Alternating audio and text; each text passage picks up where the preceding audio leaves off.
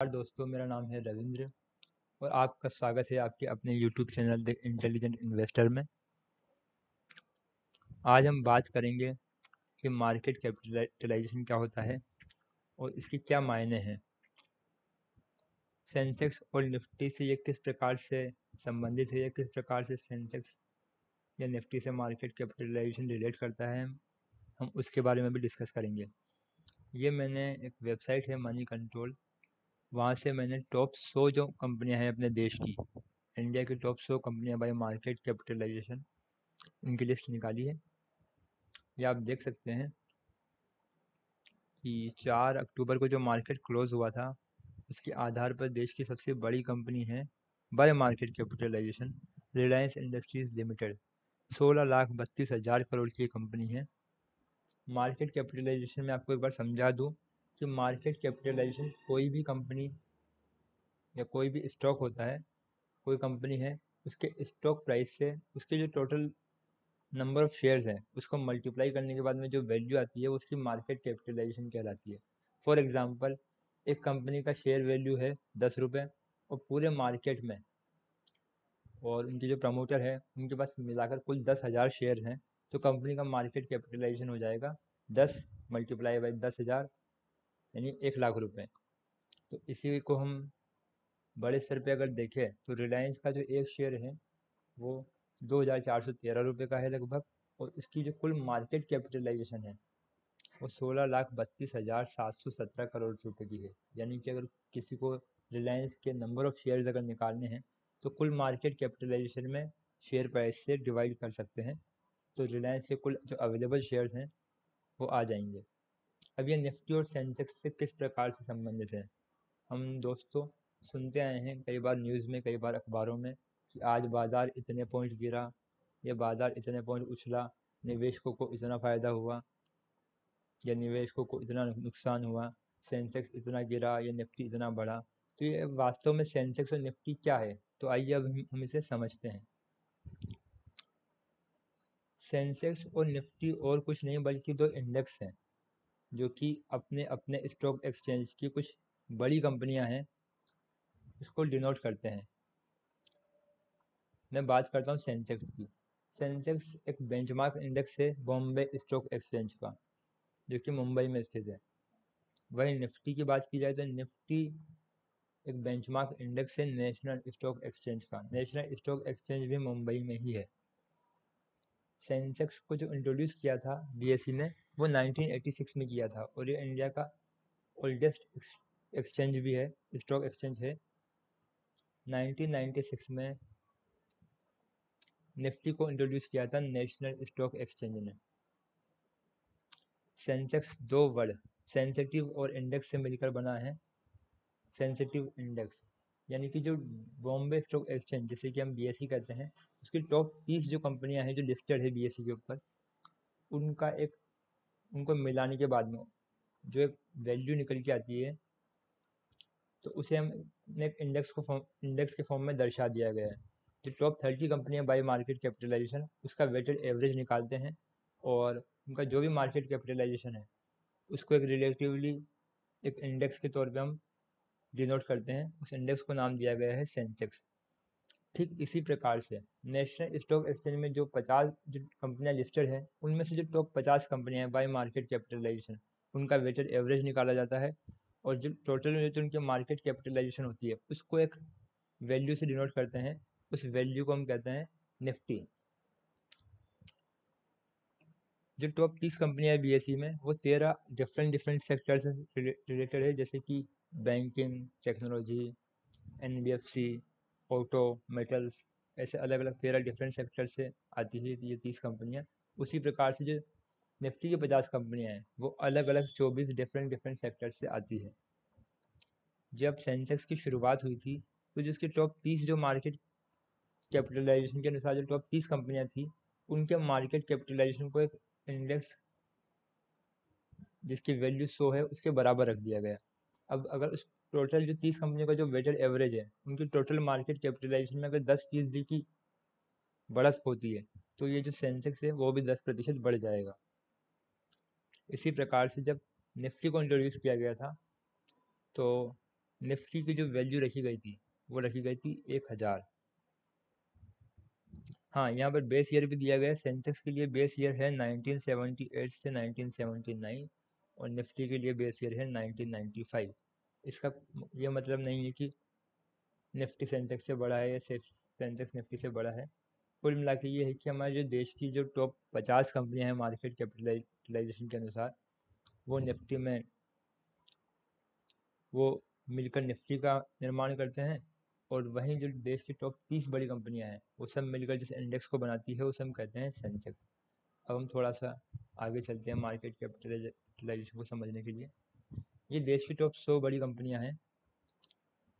एक बात ध्यान देने योग्य ज़रूर है यहाँ पे कि जो कंपनी बीएसई पर लिस्टेड है वह कंपनी एनएसई पर भी लिस्टेड हो सकती है। ऐसा कोई ज़रूरी नहीं है कि जो कंपनियां बीएसई पे लिस्टेड है वो एनएसई पे लिस्टेड नहीं होगी, या जो एनएसई पे लिस्टेड है वो बीएसई पे लिस्टेड नहीं होगी। बीएसई और एनएसई को अगर मिला ले तो करीब 1500 से भी ज़्यादा कंपनियां दोनों स्टॉक एक्सचेंज पे लिस्टेड है। इनमें से जो सभी मेजर बड़ी कंपनियां हैं, जो टॉप 100, टॉप 200 या टॉप 300 400 जो बड़ी कंपनियां हैं, वो जनरली आप पाएंगे कि एनएसई और बीएसई दोनों ही स्टॉक एक्सचेंज पर लिस्टेड है। यानी कि इन दोनों ही स्टॉक एक्सचेंज में उन कंपनियों का शेयर की खरीद बिक्री होती रहती है। जैसे कि हम बात करें रिलायंस की, रिलायंस एनएसई में भी है और बीएसई में भी है, दोनों ही स्टॉक एक्सचेंज पे लिस्टेड है। इसका जो प्राइस दिखा रहा है 2413 रुपये, ये एनएसई पर है। अगर मैं इसका बीएसई पर प्राइस देखूँ तो 2413 ही है। हाँ, पैसों में कुछ अंतर है। वो पैसों में जो अंतर है वो डिमांड एंड सप्लाई की वजह से है। अगर किसी शेयर का डिमांड किसी पर्टिकुलर स्टॉक एक्सचेंज में ज़्यादा है तो वहाँ पर उसका प्राइस ज़्यादा होगा। तो कहाँ किसी स्टॉक का डिमांड कम है, सप्लाई ज़्यादा है, तो उस शेयर का भाव उस पर्टिकुलर स्टॉक एक्सचेंज में कम हो जाएगा। बाकी जनरली देखा ही जाता है कि जो बड़ी कंपनियां हैं उनके भाव दोनों ही स्टॉक एक्सचेंज में लगभग समान होते हैं। थोड़ा बहुत पैसों का अंतर आ जाता है। और मार्केट कैपिटलाइजेशन की अगर बात की जाए तो रिलायंस सबसे बड़ी कंपनी है, 16 लाख करोड़ से ज़्यादा की कंपनी है। टीसीएस दूसरी बड़ी कंपनी है, 11 लाख करोड़ से ज़्यादा की कंपनी है। एचडीएफसी बैंक तीसरी बड़ी कंपनी है, जो कि बैंकिंग सेक्टर की सबसे बड़ी कंपनी बोल सकते हैं हम इसे। हिंदुस्तान यूनिलीवर लिमिटेड एक एफएमसीजी कंपनी है, जिसके प्रोडक्ट लगभग हमारे देश के लगभग सभी घरों में मैं मानता हूँ कि कभी न कभी एचयूएल का प्रोडक्ट आया होगा। इस कंपनी की जो मार्केट कैपिटलाइजेशन है वो 6 लाख करोड़ से भी ज़्यादा की है। मार्केट जो है उसने इसको प्राइस किया है 2667 रुपये के ऊपर। तो अगर हम देश की टॉप 10 कंपनी की बात करें तो Reliance, TCS, HDFC bank, HUL, ICICI bank, Infosys, SBI, भारतीय एयरटेल, बजाज फाइनेंस और एचडीएफसी, ये सभी देश की जो टॉप 10 कंपनियां हैं बाय मार्केट कैपिटलाइजेशन। अब हम बात करते हैं बीएसई सेंसेक्स की। जैसे कि मैंने आपको बताया था कि जो बॉम्बे स्टॉक एक्सचेंज पे जो कंपनियां लिस्टेड है उसमें जो टॉप 30 कंपनियां हैं मार्केट कैपिटलाइजेशन के अनुसार, उनका जो वेटेड एवरेज होता है वो निकाला जाता है और टोटल मार्केट कैपिटलाइजेशन देखी जाती है। तो जो टॉप 30 कंपनी की जो मार्केट कैपिटलाइजेशन आती है वो एक इंडेक्स को बनाती है जिसे हम कहते हैं बीएसई सेंसेक्स, जो कि हमारा 58,065 रुपये पे बंद हुआ, लगभग 2.25% की बढ़त के साथ में। वहीं बात की जाए निफ्टी की, तो निफ्टी में जो टॉप 50 कंपनी आती है बाय मार्केट कैपिटलाइजेशन, जो कि एनएसई पर लिस्टेड है। अमूमन होता ये है कि जो टॉप कंपनीज है मार्केट कैपिटलाइजेशन में वो बीएसई और एनएसई पर बराबर लिस्टेड होती है। तो हम कह सकते हैं कि जो कंपनियां बीएसई में लिस्टेड है, बीएसई में जो टॉप 30 कंपनियां हैं लगभग वो सभी कंपनियां एनएसई में होगी। कुछ एक आध कंपनी ऊपर नीचे हो सकता है, लेकिन वो सभी कंपनियां एनएसई के निफ्टी 50 का भी पार्ट होती है। और क्योंकि इसमें वेटेड एवरेज देखा जाता है, तो ऐसा कोई निफ्टी 50 की जो टॉप 30 कंपनियां हैं उनका वेटेड एवरेज टॉप 50 जो कंपनियां हैं उनमें लगभग 95% तक हम कह सकते हैं कि जो निफ्टी 50 का जो 95% जो मार्केट कैपिटलाइजेशन है वो जो टॉप की 30 कंपनियां हैं जो कि सेंसेक्स में भी लिस्टेड है वहीं से बनता है। तो कभी भी आप जब इन दोनों इंडेक्स को कंपेयर करेंगे तो ये एक बराबर रेशियो में ही बढ़ते हैं। ऐसे कभी भी नहीं होगा कि सेंसेक्स नेगेटिव में काफ़ी ज़्यादा नेगेटिव में बंद हुआ और निफ्टी काफ़ी ज़्यादा पॉजिटिव में बंद हुआ, क्योंकि दोनों में कंपनियां लगभग समान ही हैं। बीएसई सेंसेक्स की जो 30 कंपनियां हैं जो हाईएस्ट मार्केट कैपिटलाइजेशन है वही कंपनियां एनएसई के निफ्टी 50 में भी है। लगभग 95% ऑफ निफ्टी जो है वो BSE सेंसेक्स से बना हुआ है, हम कह सकते हैं, क्योंकि जो टॉप 30 कंपनियां हैं उनका मार्केट कैपिटलाइजेशन जो है वो हम पाएंगे कि बाकी की जो 20 कंपनियां हैं 31 से लेकर 50वें नंबर तक की, उनकी तुलना में काफ़ी ज़्यादा है। तो निफ्टी का अगर मार्केट कैपिटलाइजेशन अगर आप कैलकुलेट करोगे टॉप 50 कंपनियों का, उनमें से टॉप 30 कंपनियों की वैल्यू लगभग 95% हो जाएगी, और वही 30 कंपनियां सेंसेक्स को बनाती है।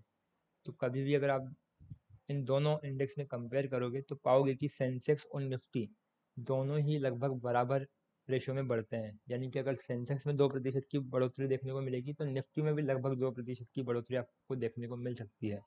कभी कभी कुछ डिफरेंस होता है, वो इसलिए होता है कि जो 31 से लेकर 50वें नंबर तक की जो कंपनी है बाय मार्केट कैपिटलाइजेशन, उनमें बहुत ज़्यादा उतार चढ़ाव देखने को मिले, वरना लगभग दोनों इंडेक्स बराबर बढ़ते हैं और बराबर कम होते हैं।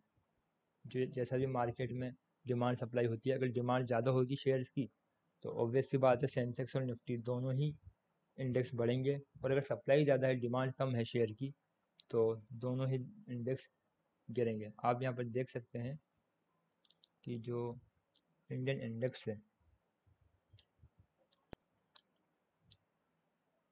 निफ्टी है, निफ्टी में लगभग 2.25% की तेज़ी देखने को मिली थी 4 अक्टूबर के दिन। वहीं अगर बात करें सेंसेक्स की,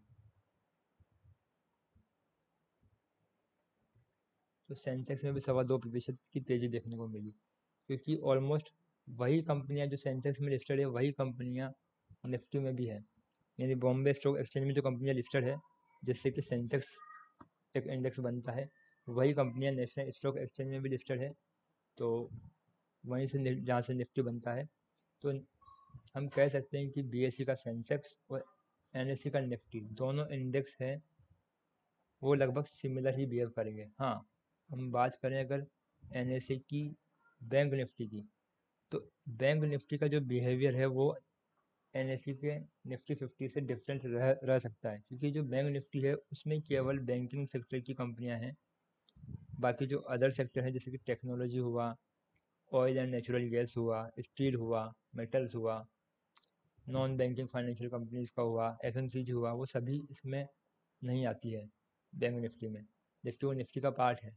इसलिए निफ्टी 50 और बैंक निफ्टी इन दोनों इंडेक्स में और या इन दोनों इंडेक्स के बिहेवियर में चेंजेस आपको देखने को मिल सकता है। जनरली BSE में ट्रेडिंग नहीं होती है फ्यूचर एंड ऑप्शन में, तो सेंसेक्स को आप कभी भी नहीं पाओगे कि कोई सेंसेक्स में ज़्यादा ट्रेडिंग करता हो। सेंसेक्स सिर्फ इंडिकेट करता है टॉप 30 कंपनियों को। ट्रेडिंग आप निफ्टी और निफ्टी 50 में ज़रूर कर सकते हैं फ्यूचर एंड ऑप्शन में, क्योंकि NSE जो है नेशनल स्टॉक एक्सचेंज वो इस चीज़ की सुविधा देता है सभी को कि आप इंडेक्स के ऑप्शन और इंडेक्स के फ्यूचर में ट्रेड कर सकते हैं। इसके अलावा आप स्टॉक के फ्यूचर एंड ऑप्शन में भी ट्रेड कर सकते हैं। जनरली जो ट्रेडर हैं वो हमेशा निफ्टी 50 और निफ्टी बैंक इन दोनों इंडेक्स को काफ़ी ज़्यादा ट्रैक करते हैं, और ये दोनों ही इंडेक्स जो है मेरे फेवरेट इंडेक्स है। निफ्टी 50 जो टॉप 50 बड़ी कंपनियों को डिनोट करता है नेशनल स्टॉक एक्सचेंज के बाय मार्केट कैपिटलाइजेशन। वो जो निफ्टी बैंक है वो देश के टॉप 12 जो बड़े बैंक हैं उनसे मिलकर बना है। तो यही हमारा मार्केट कैपिटलाइजेशन का फंडा है।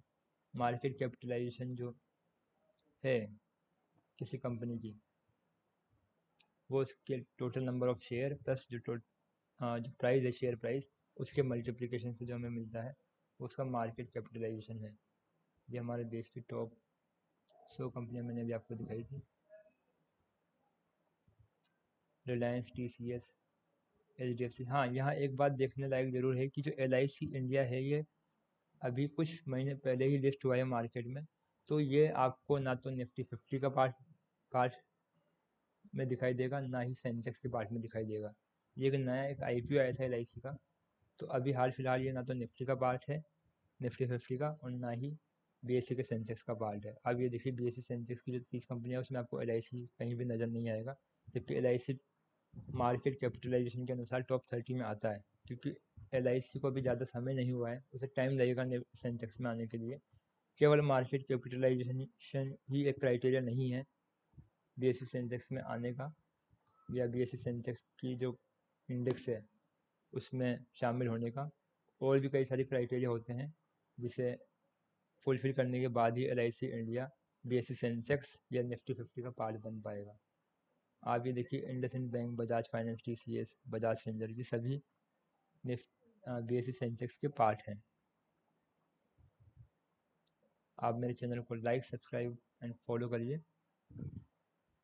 धन्यवाद।